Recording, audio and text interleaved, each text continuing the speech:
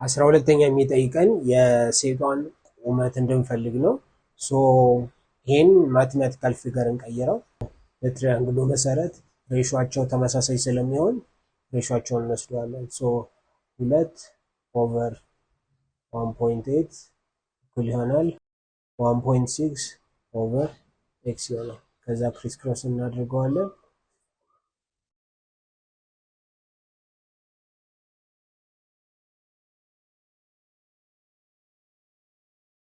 ከዛ ኦቨር ቱ እናድርገዋለን። ይሄ በዚህ ይጣፋል፣ ኤክስ ብቻ ትቀራለች።